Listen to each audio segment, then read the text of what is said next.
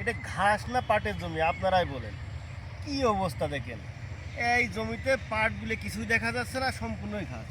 কি পাট বোনা আছে এখানে? যা পাট বুনিছিল ওই যে পাট জ্বালাইছে আর ঘাস। যাই হোক, যদি এমন ঘাসও হয়ে থাকে কোনো দুশ্চিন্তা নেই। মাত্র একটা জন খরচ দিয়ে আমাদের অঞ্চলে একটা জন দুপুর পর্যন্ত 500 টাকা। আর এই 500 টাকা যদি খরচ করেন তাহলে এই জমিটা আপনার একদম পরিষ্কার হয়ে যাবে।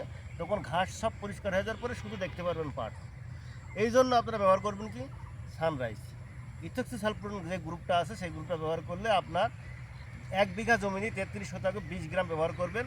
আর যদি এরকম সামাবির্গে নিয়ে এসব যদি থেকে থাকে তাহলে আপনারা কি করবেন, এর সাথে হুইপ সুপারটা দিয়ে দেবেন। ইনশাল্লাহ আপনার জমিতে সম্পূর্ণ প্রকার ঘাস একদম মরে চুয়া হয়ে যাবে এবং জৈব সার আক্রান্ত হবে। পাশাপাশি আপনার তখন দেখবেন শুধু পার্টই হয়ে আছে।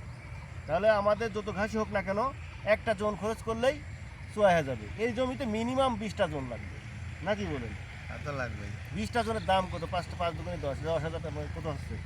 6,000 6,000 টাকা হচ্ছে। 5 দুগুণে 10, 12,000 10,000 টাকা লেগে যাচ্ছে। 20টা জোন লাগে।